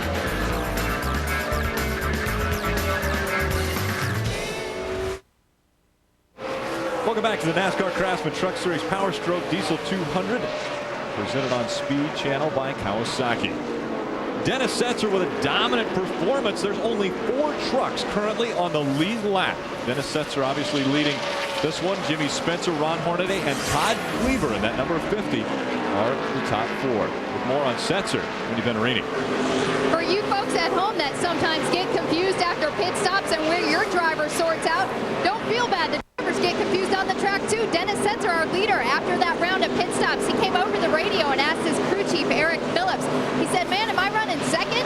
Eric said, no, you're leading with a 6-second lead. Well, you ought to see him driving, Wendy. He's throwing that truck sideways, leading with a 6-second lead. Dennis Setzer usually makes it look easy, but that time he had a handful of steering wheel. And I keep coming back to the fact this place is hard to drive around. I mean, he's leading the race. You'd think he's handling well just on cruise control. That shows you every lap is an adventure. He had a big battle trying to get by the 60 truck of Chad Chaffin. He wanted to get in front of him. They battled side by side for a number of laps. He finally used the 0-2 of Kelly Sutton for a pick. And both of you guys mentioned earlier that this track will continue to get tighter and tighter and tighter When he came in, did they loosen that truck up expecting that? I'm sure just about every crew chief here loosened their trucks up because most of them were fighting too tight anyway, and they felt like the track is going to continue to get tighter as you go. And when I say loosen up, when we say loosen up, Rick, he might have put a half a pound in the right rear tire, or they might have took a half a round to wedge out. They're not going to do much to that truck. You can promise that. A little sideways running for the 46 of Dennis Setzer as he dominates the field at IRP.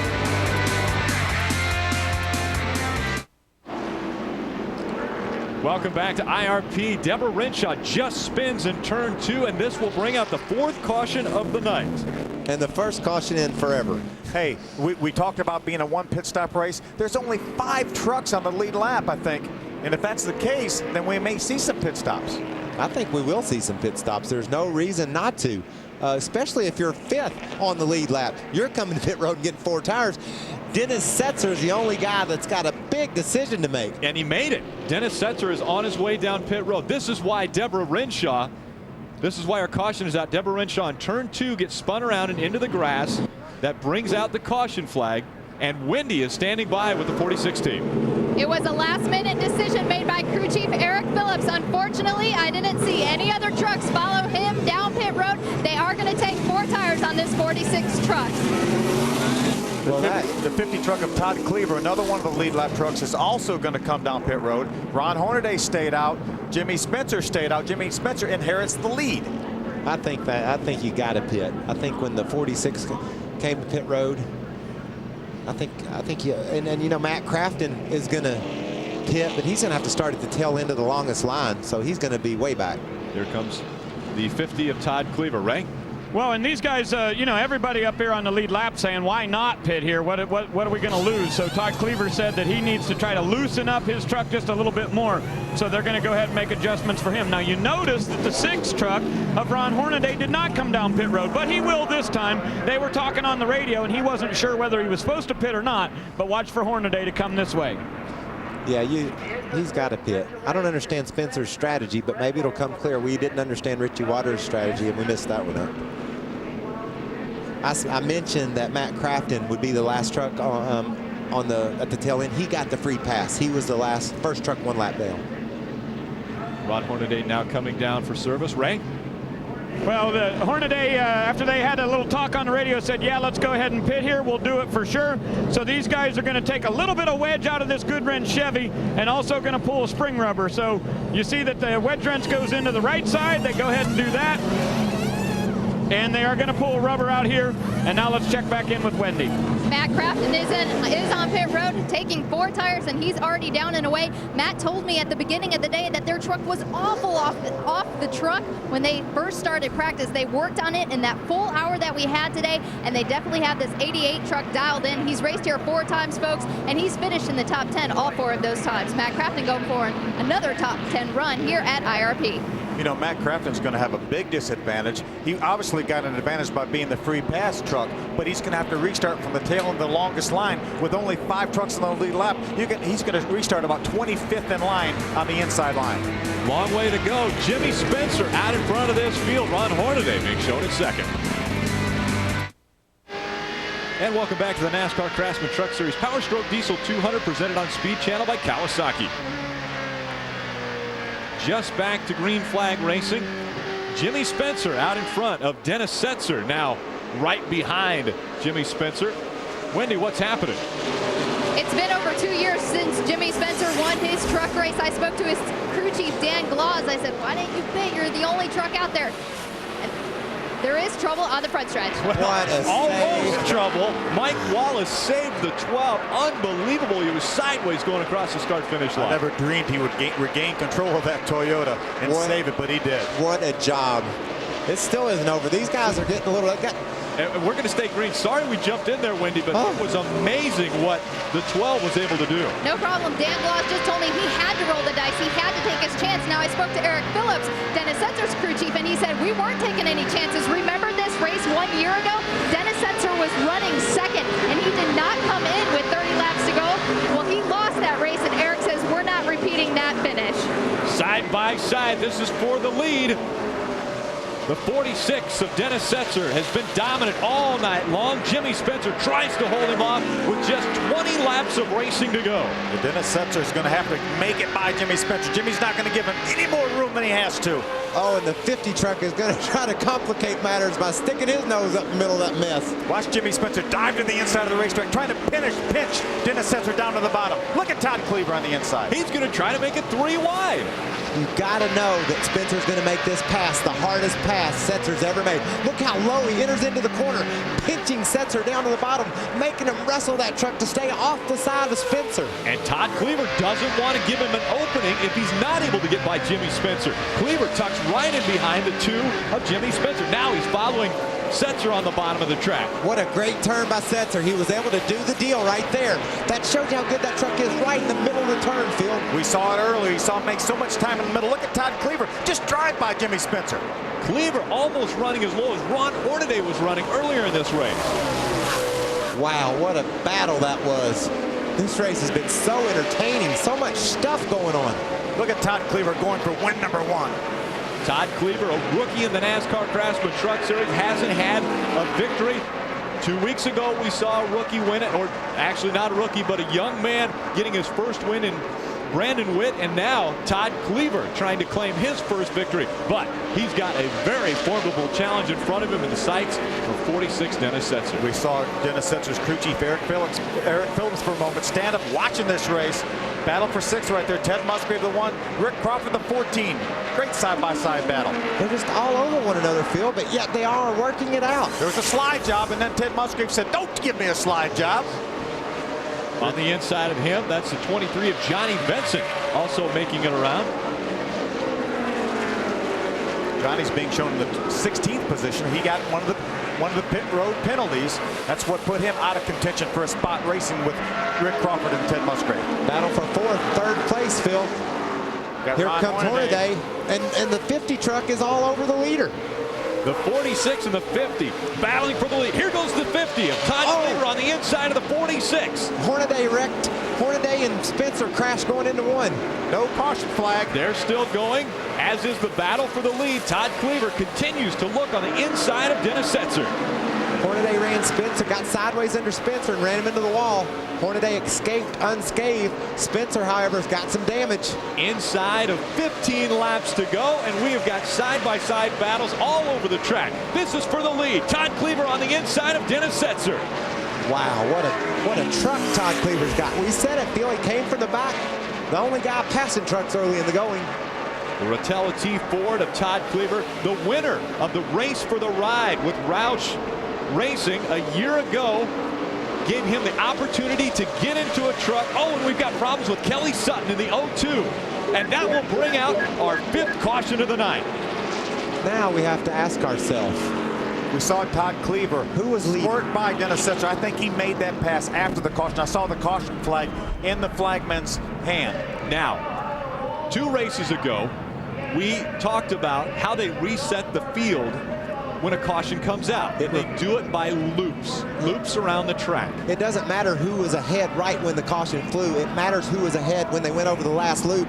And the 50 truck was ahead of Dennis in the center of the corner, Dennis ahead off. So it just matters. All it depends on is where electronic lines across the racetrack. That's what's going to determine who's leading this race. Look again at why we're under our 5th caution of the night. That's Kelly Sutton in the 02 hitting the wall in the left front of that truck. She got sideways coming off turn number 2. And so when we come back, the finish of the battle at IRP.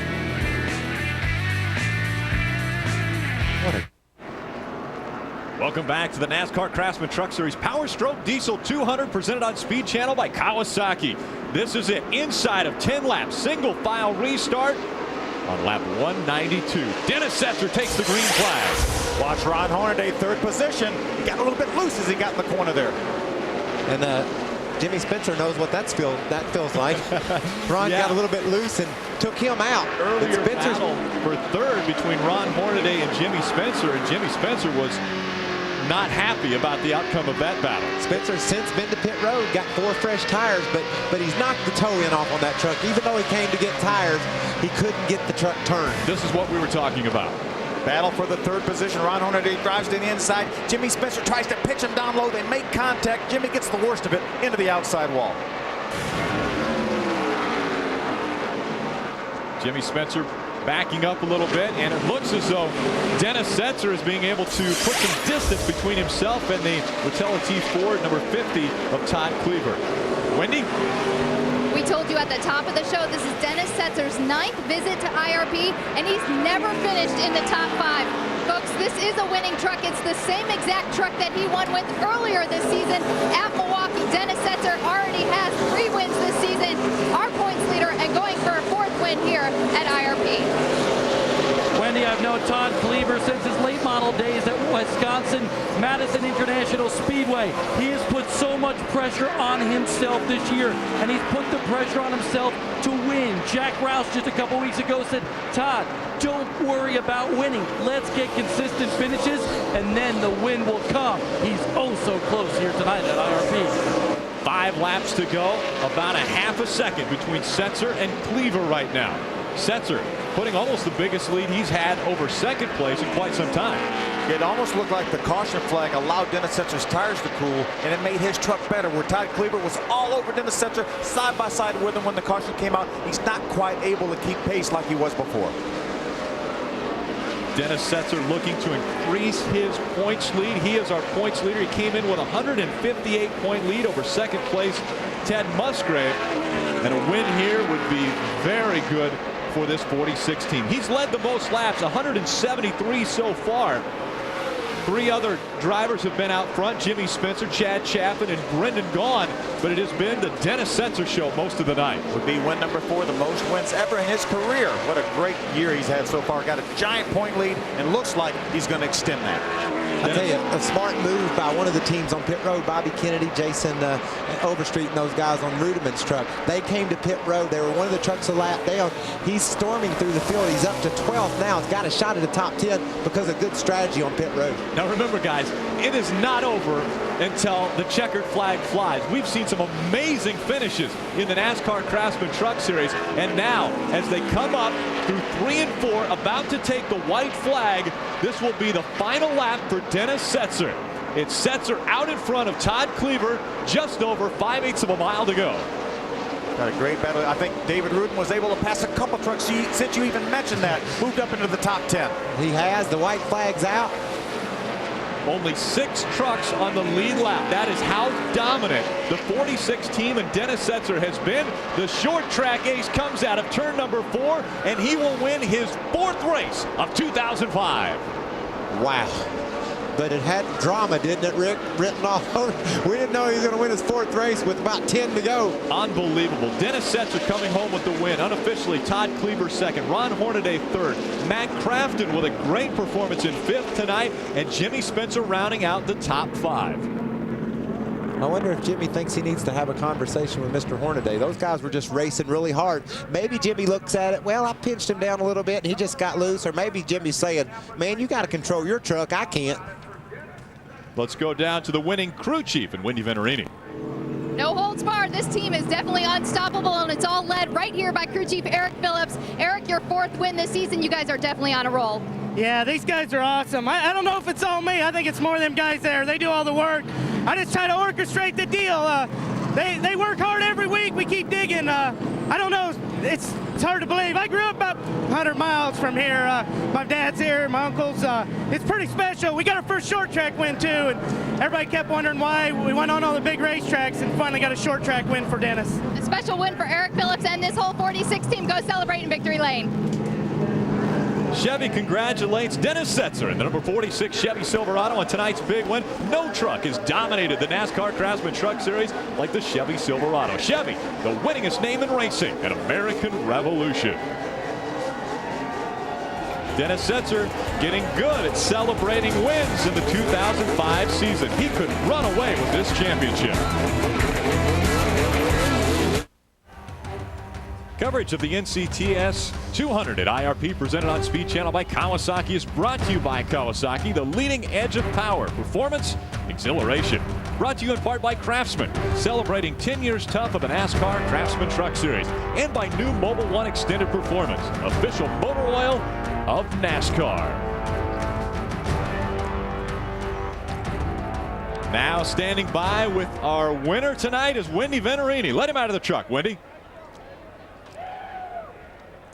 Dennis Setzer is taking off his helmet and his Hans. Nobody wants to get out of this truck sooner than Dennis Setzer. Eric Phillips in the window, congratulating him. The 4th win of the 2005 season for Dennis Setzer as he makes the climb from his Chevy Silverado. Dennis Setzer definitely on his way to a championship. He had a 158-point lead coming in as he makes that lead even stronger tonight. Never had a top 5 at this speedway in 9 visits to IRP. Tonight, he comes home the winner as he gets congratulated by his crew. Dennis, what an amazing night. Your team is definitely unstoppable. All you took was a half a pound of air pressure in that thing. Wow, that thing was really good all night. You know, I was fortunate to start up front by the rain today, but these guys had some awesome pit stops again. You know, I'm just excited when they come on pit road. If I'm in the lead, they get me another, some addition to it. If I'm a little behind, they gave me spots. So my hat's off to these guys. Eric had a great truck under us all night. You know, we worked really hard during that short 1 hour practice. I'm just so proud of our team Silverado. Tell me what it's like to be in your shoes right now. You're going for the championship, and man, you're putting on a heck of a show. Well, it's just going so good. I'm kind of nervous right now. I don't know what to do. You know, this team comes out to win races every week, and I'm so proud of them. You know, they work so hard in the shop. David Dollar and all the guys at Morgan Dollar Motorsports put good pieces under me every week, and you know, these guys just all pull together. Randy Goss and the All-Stars team jump in and help. You know, they had a great run with Eric Amarillo tonight, and just proud of this whole program for the way this thing has come. We just moved it to North Carolina about a year ago, and so proud of what they're doing. 30 laps to go, and you came in as the leader. You were the Lone Ranger on pit road until the next lap. Everyone else followed you. How tough was it to come down pit road? Well, Eric said to come down, and he's in total control of the race. You know, he can look and see how it's unfolding. He knew we had a pretty good truck. Last year I stayed out, Johnny Sauter and I stayed out with about 30 laps to go. We had the 2 best trucks, and kind of didn't work out for us, but coming down pit road definitely paid dividends for us tonight. We saw you had a couple close calls with a few laps to go. Todd Cleaver was coming on strong. Very impressive. Todd Cleaver's he's a talented young man.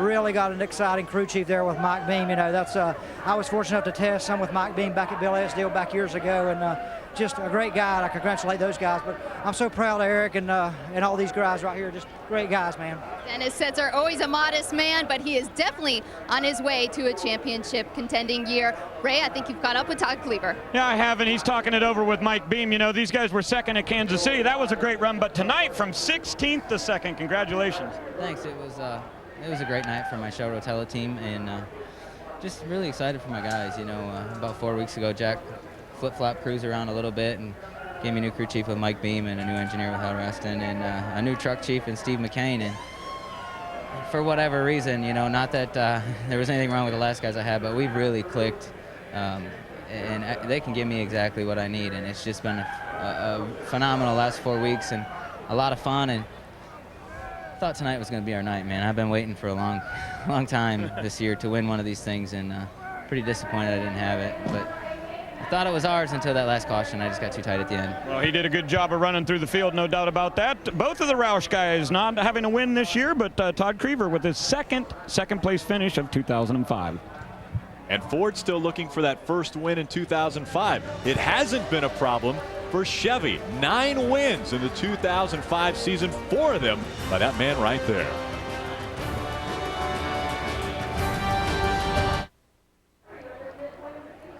Speed Channel's coverage of the NASCAR Craftsman Truck Series post-race show is presented by Craftsman. Dennis Setzer celebrating win number 4 for the 2005 season, win 16 for his career. Fireworks taking place above head celebrating that win. Also taking place on the track, and this was just a few laps from the finish. Ron Hornaday and Jimmy Spencer having some, well, words, I guess you would say. Well, this is just a deal where Ron drove on the inside of Spencer, and Spencer just elected to drive in the corner on his line. And Ron lost his truck and ran into Spencer, and Spencer doesn't want to hear it. He's saying, "Go away, it's okay, I don't want to talk to you about this," because he feels like that that Ron did him wrong. Ron used him up, wrecked Jimmy, took him out of a chance to win the race, and I guarantee you that's what he's saying. Yeah, I think Jimmy, they're still talking about, but Jimmy really doesn't want to talk about it because he's extremely mad. He's hot. There he's talking to Jimmy Smith. He's explaining to him what happened. Jimmy's a little bit upset about it. It was hard racing. Jimmy was he had older tires than anybody else on the racetrack. There's Kevin Harvick talking to his driver, Ron Hornaday. You got to be sensitive to the fact there's just a few laps left, but also you can't, get run over. Bob, what's Ron have to say about the circumstances and the situation? Well, let's find out from Ron Hornaday. They were just discussing what happened between you and Spencer on the track, and then, of course, the conversation after the track. So, Ron, tell us about it. Well, I knew better to go over there because Jimmy won't talk to me either. I'm not going to say it's racing. I mean, Jimmy and I raced really hard and real clean coming off forward and everything. I just got in there and he drove me a little extra hard, and I jabbed the brakes instead of got on easy and hopped the rear tires and used him up. And I hate to see that. My kid works over there, good friends of mine, Jimmy Smith, all them guys deserve a good run. And I just got over anxious, I get. But GM Goodwrench Chevrolet was good, and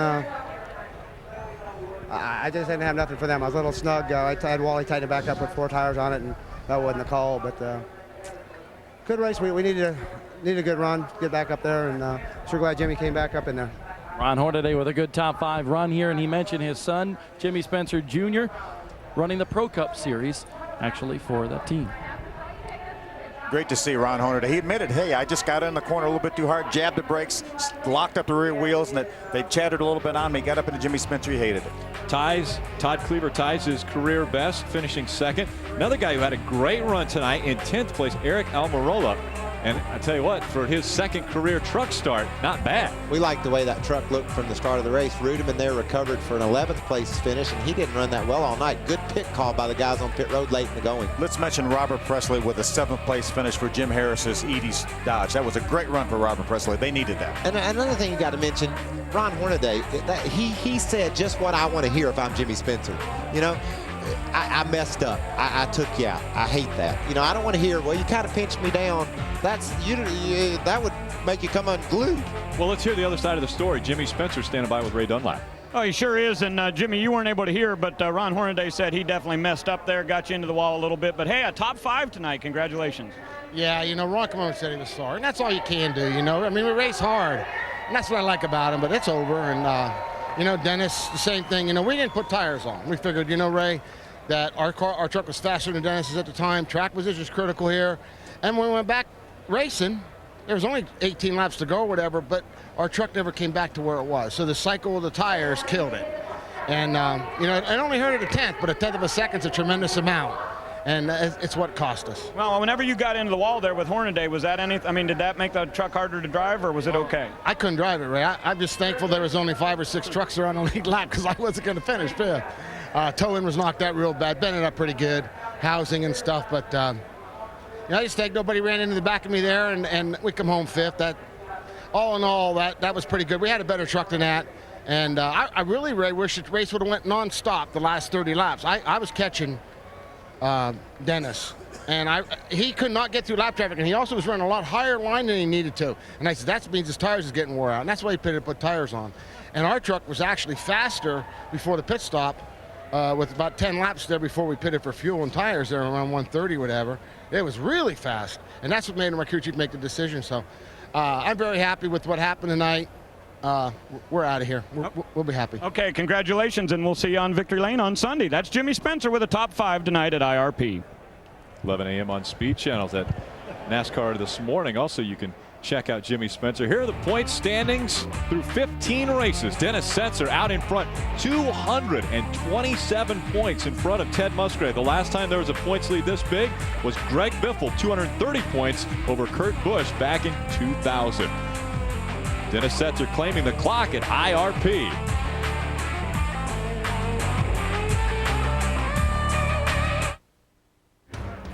Speed Channel's coverage of the NASCAR Craftsman Truck Series post-race show is brought to you by Craftsman, celebrating 10 years tough of the NASCAR Craftsman Truck Series.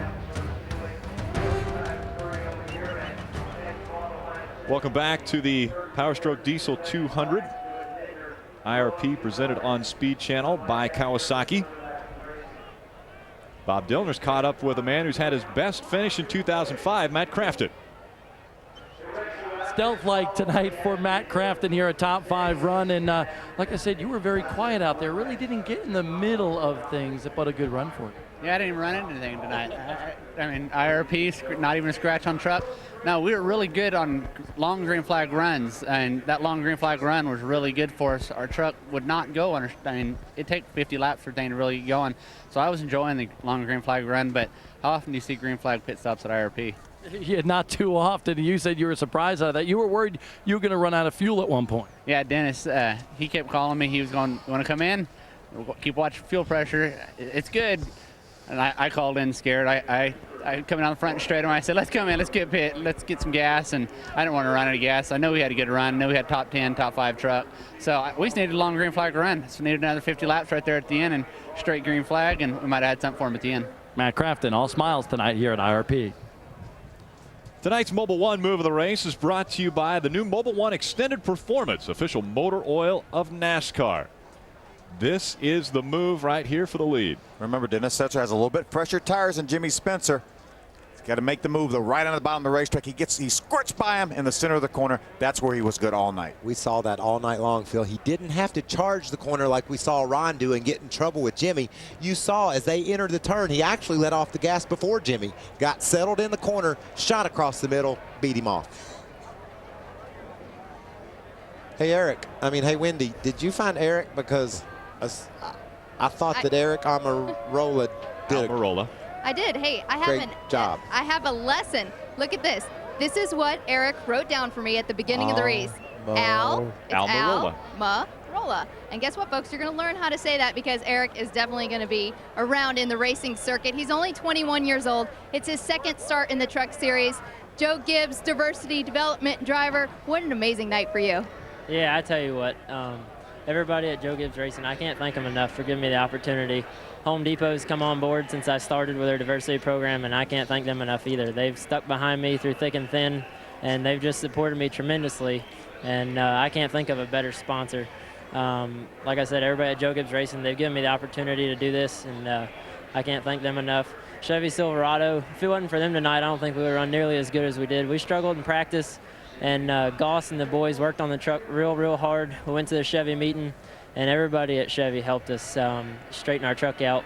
We went from a 26th place car in practice to probably a 7th place car tonight in the truck tonight in the race. Just track position really hurt us. Rained out qualifying, started 31st, so got up to 10th. I'm really happy. Now, you just told me you sat in these stands when you were 8 years old. Did you ever think you were going to be sitting here on Speed Channel talking to me about a top 10 finish in the Truck Series? No, never. I was a little kid. I used to watch Thursday Night Thunder and jump up and down on the couch and watch USAC cars run around here. Never thought I'd get the chance to race here. And I saw it for the first time in person last Tuesday when we come up here and tested. Had a fairly good test, nothing to brag about.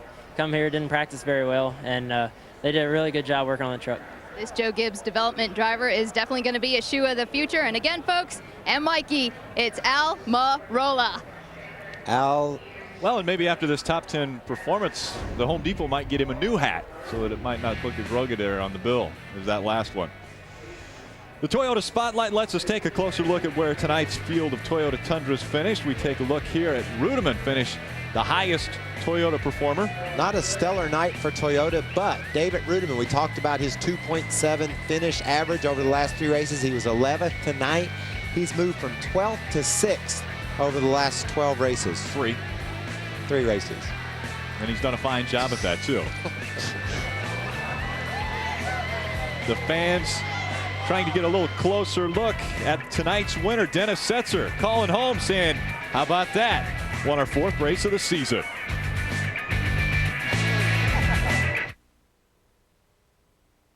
This copyrighted telecast may not be reproduced, retransmitted, or used in any form without the authorized written consent of NASCAR Broadcasting. NASCAR would like to thank all of our loyal fans for your continued support, and we hope you enjoyed today's broadcast. Just a few miles to the southeast of where we're at right now is beautiful downtown Indianapolis, Indiana. A great night for racing after what started off to look like a very dismal day as it rained most of the day. We weren't even sure if we were going to get this race in. That's why we mentioned that it cut the practice from about 2.5 hours down to 1 hour, and people like Dennis Setzer and Ron Hornaday, they got this figured out. Todd Cleaver had not been here before except in an ASA car. They had their deal figured out and they finished second. Back in action next week at Nashville Super Speedway. That's a 5 p.m. start for the NASCAR Craftsman Truck Series for the Toyota Tundra 200. Toyota will be looking to rebound from a little bit of an off night tonight. They've usually been good on the bigger tracks, though, with a bunch of their trucks running up front. So hopefully it'll be a better show for them next week. Hi, Uncle Mikey. Brendan Gaughan talking with some of the fans that are sticking around here. A great crowd on hand for tonight's race. This being the 11th race for the Truck Series here at IRP. Good run for Brendan Gaughan. He battled to an 8th place finish. His second top 10 here out of 3 starts at IRP. I love the action we saw tonight, Rick. These guys were all over one another from the beginning to the end.